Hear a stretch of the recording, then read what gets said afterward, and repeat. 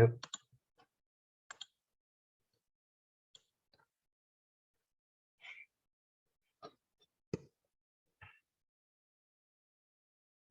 Ayo.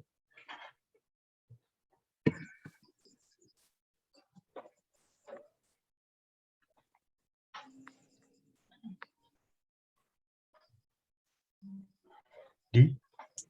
Wis. Ayo. Wabarakatuh.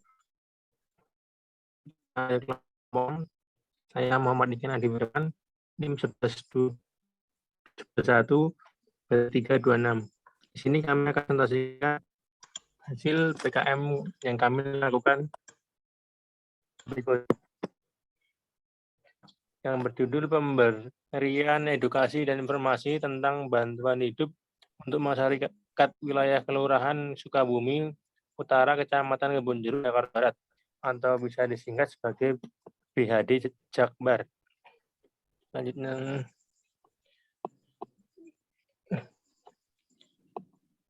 di sini pertama nama-nama anggota kelompok kami ada Windu Agun Anggudi Utomo, kemudian ada saya sendiri, kemudian Samsudin Rumbalifar, Maidana Wahyu Pratama, Rivaldo Fadel Putranto, Suaib, dan Daryati.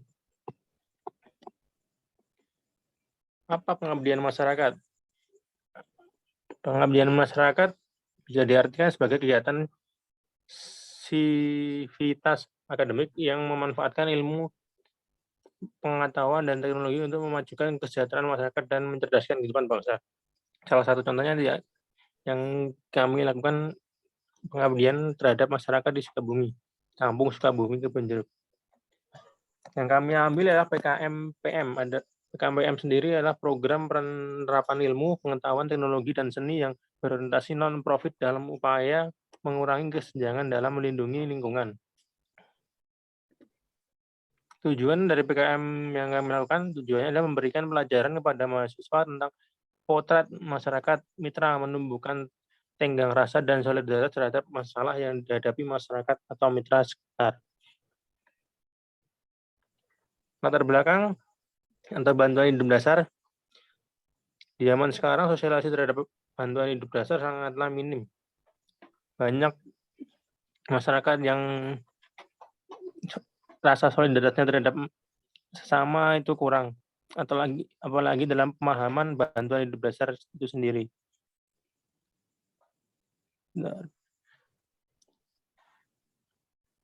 Dengan adanya PKM yang kami lakukan, diharapkan dapat mensosialisasi masyarakat, khususnya di RT RW Kelurahan Sukabumi, Bali Dildan, Jakarta Barat. Bantuan hidup dasar diperlukan untuk mengantisipasi korban henti jantung yang terjadi di luar rumah sakit, tempat-tempat umum, kantor, dan rumah. Untuk itu, pemberian edukasi dan informasi tentang bantuan hidup dasar di masyarakat ini diharapkan dapat menambah pengamanan di masyarakat umum. Next. Tujuan penelitian. Adapun tujuan penelitian di sini agar masyarakat diharapkan lebih paham dan mengenali ciri-ciri korban yang mengalami henti jantung di luar rumah sakit, baik di rumah, tempat umum, dan kantor. Kegunaan pertama untuk memberi peluang hidup pada korban yang terkena henti jantung, paling enggak memberikan penolongan yang pertama, sehingga bisa memberikan kesempatan untuk hidup lebih lama dibanding tanpa pertolongan. Yang kedua, untuk mempermudah tim medis ketika melakukan tindakan lebih lanjut.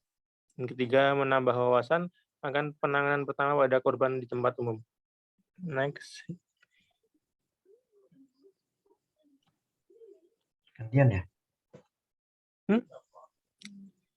Ini siapa? Aku, Mas aku. Gantian, aku. Oke, yang selanjutnya mungkin akan disambung oleh Mas Maidana Wahyu Pratama. Ada Mas Maidana, kami persilakan.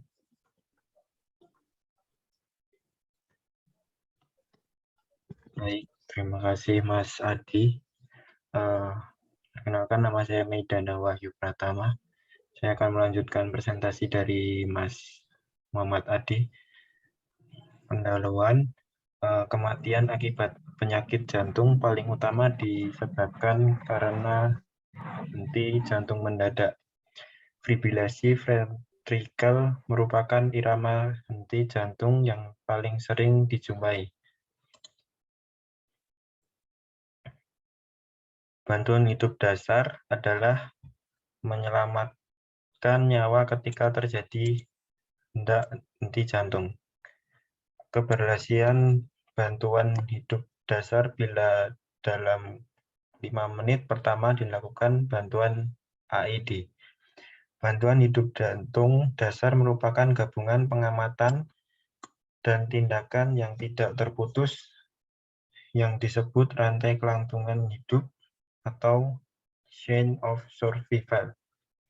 Tujuan untuk memberikan bantuan sirkulasi dan pernapasan yang adekuat sampai henti jantung teratasi atau sampai pasien dinyatakan meninggal dunia. Indikasi henti jantung, henti napas, dan tidak sadarkan diri. Mana ya, biar bisa itu.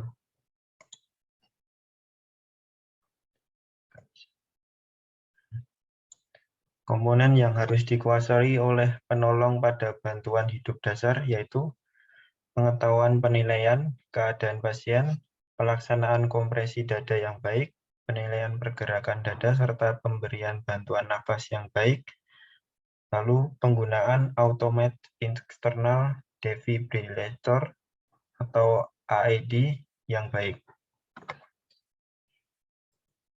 Selanjutnya akan dijelaskan oleh Mas Suwaib. Baik, terima kasih Mas Maidana Wahyu Pratama. Perkenalkan, nama saya Suwaib. Saya akan melanjutkan presentasi sebelumnya. Berikutnya adalah metode pelaksanaan. Metode pelaksanaan kegiatan pengabdian masyarakat yang kami laksanakan terdiri dari beberapa kegiatan. Yang pertama adalah penyuluhan, lalu diskusi, ada demonstrasi, simulasi, dan evaluasi. Next. Untuk tahapan-tahapan BHD atau bantuan hidup dasar ini, yang pertama adalah memastikan lingkungan aman. Jadi ketika kita menemukan seorang pasien henti jantung, maka yang pertama kali adalah memastikan bahwa kita aman dan lingkungan kita aman dalam melakukan pertolongan. Yang kedua adalah menilai respon, yaitu dengan melakukan tepukan atau pergerakan ke badan pasien, sehingga kita melihat apakah ada respon atau tidak dari pasien yang mengalami henti jantung. Yang ketiga adalah mengaktifkan sistem emergensi, yaitu kita melakukan panggilan darurat pada nomor-nomor emergensi yang tersalurkan, yang terkoneksi dengan rumah sakit ataupun instansi terkait. Berikutnya adalah chest compression, kompresi dada, yaitu melakukan kompresi dada pada pasien atau orang yang mengalami henti jantung. Berikutnya melakukan airway, jalan napas. Yang terakhir yaitu breathing, pernapasan. Nah, untuk kondisi saat ini di masa pandemi, untuk pernapasan sendiri tidak direkomendasikan baik di Indonesia maupun di dunia oleh WHO karena kondisi pandemi saat ini, maka yang perlu dimaksimalkan adalah melakukan kompresi dada. Next. Berikut adalah rantai kelangsungan hidup di luar rumah sakit. Jadi yang pertama adalah pengenalan kejadian henti jantung dan aktivasi sistem gawat darurat. Seperti yang tergambarkan dalam urutan pada gambar di slide. Ketika kita melihat ada seseorang yang henti jantung, maka yang pertama kali kita lakukan adalah melakukan panggilan darurat kepada atau pada nomor-nomor terkait rumah sakit dan sebagainya. Yang kedua adalah melakukan resusitasi jantung segera, yaitu dengan melakukan CPR, dengan melakukan RJP pada pasien henti jantung pada bagian dada. Yang ketiga adalah ketika tersedia alat AED, maka kita lakukan defibrilasi segera supaya memudahkan dan memperingan kerja kita dalam melakukan RGP. Berikutnya adalah perawatan kardiovaskuler lanjutan yang efektif. Ketika pertolongan sudah hadir, ambulans sudah datang, maka yang melanjutkan dari pertolongan kita adalah pihak medis. Yang terakhir adalah penanganan pasca henti jantung yang terintegrasi saat pasien sudah berada di dalam rumah sakit. Next.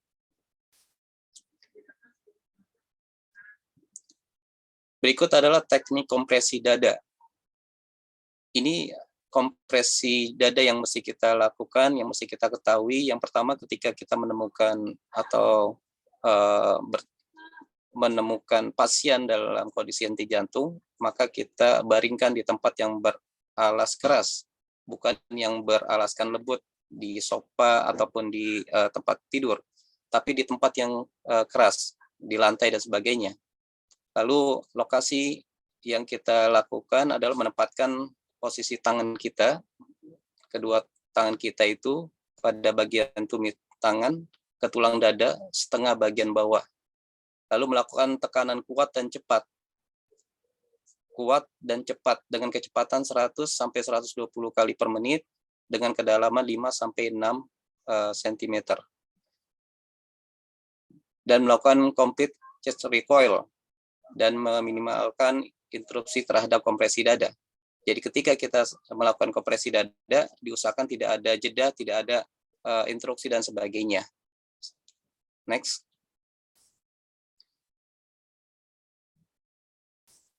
Berikut alur bantuan hidup dasar pada orang dewasa secara umum. Yang mesti kita lakukan adalah mengamankan lokasi kejadian. Jangan sampai ketika kita berusaha untuk menolong orang yang henti jantung, diri kita atau nyawa kita terancam dengan lokasi yang tidak aman. Yang pertama adalah amankan lokasi kejadian. Lalu ketika korban tidak memberikan respon atau tidak menunjukkan reaksi, maka lakukanlah teriakan untuk mendapatkan pertolongan terdekat. Dan berbarengan dengan mengaktifasi sistem tanggap darurat melalui telepon seluler yang kita pegang atau kita miliki. Sambil meminta pertolongan kepada orang lain dengan mengambil AED dan peralatan yang bisa digunakan untuk memberikan pertolongan pertama. Selanjutnya adalah perhatikan apakah korban tidak bernapas atau bernapas tidak normal dengan memeriksa denyut nadi secara bersamaan. Apakah denyut nadi tersebut benar-benar terasa dalam 10 detik? Ketika tidak terasa, gitu. Yang kita lakukan adalah ketika bernapas, pasien tersebut tidak normal, ada denyut, maka yang harus dilakukan adalah berikan napas buatan. Nah, seperti yang sudah dijelaskan tadi, dalam kondisi pandemi saat ini, maka tidak direkomendasikan untuk memberikan napas buatan. Cukup dengan melakukan RGP. Gitu. Ketika bernapas normal, lalu ada denyut, maka kita cukup memantau hingga tenaga medis hadir, datang ke lokasi. Lalu dilanjutkan ketika napas terhenti atau tersenggal atau tidak ada denyut sama sekali. Next. Maka lakukanlah RGP. Lakukanlah RGP sebanyak 30 kompresi dengan bantuan AED. Ketika AED sudah tersedia di kita atau di tempat lokasi. Ketika AED sudah tersedia, maka yang kita lakukan adalah periksa irama jantung yang akan dikejutkan, yang harus dikejut listrik. Ketika irama jantung harus dikejut listrik, maka yang mesti kita lakukan adalah 1 kali melakukan kejut listrik. Setelah itu dilakukan dengan melakukan RGP kembali selama 2 menit. Begitu seterusnya sampai ada sebuah instruksi dari alat AED. Gitu. Sampai hadirnya penolong atau tenaga medis yang terlatih. Gitu. Ketika irama jantung tidak dapat dilakukan kejut listrik, maka lanjutkan RGP kurang lebih 2 menit sampai AED menginstruksikan pemeriksaan irama dan dilanjutkan hingga penolong yang terlatih hadir atau berada di lokasi, atau ketika korban mulai bergerak.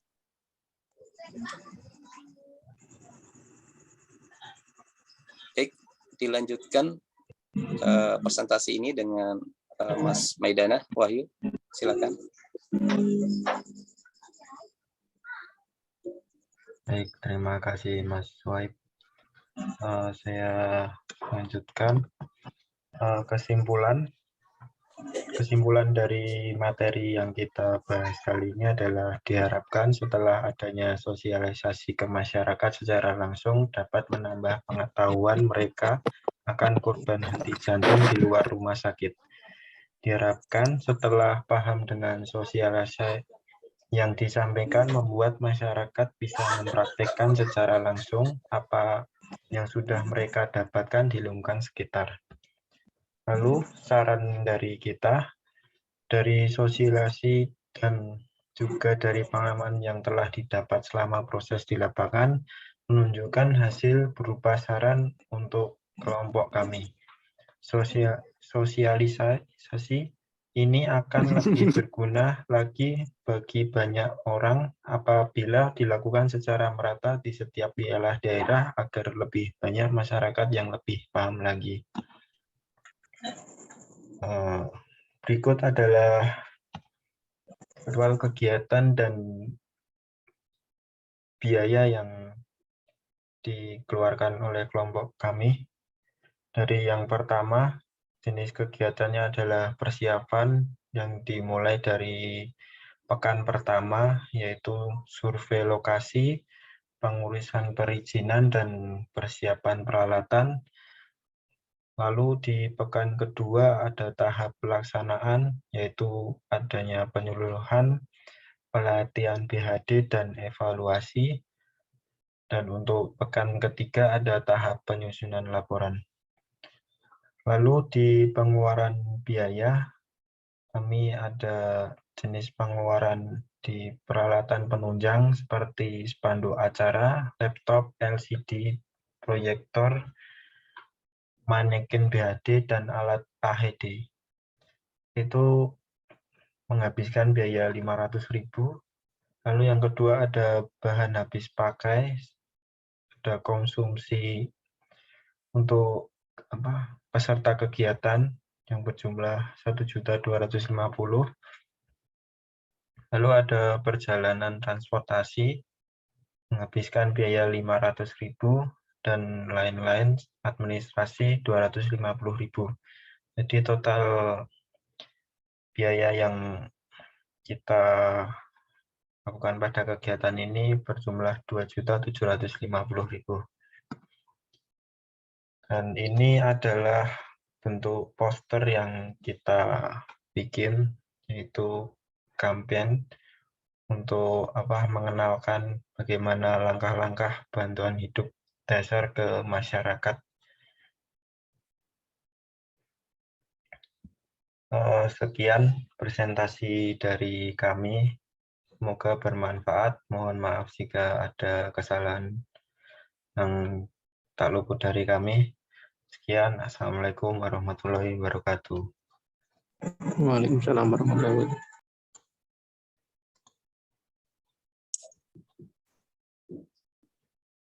Ini gimana? Stop recordingnya. Ya.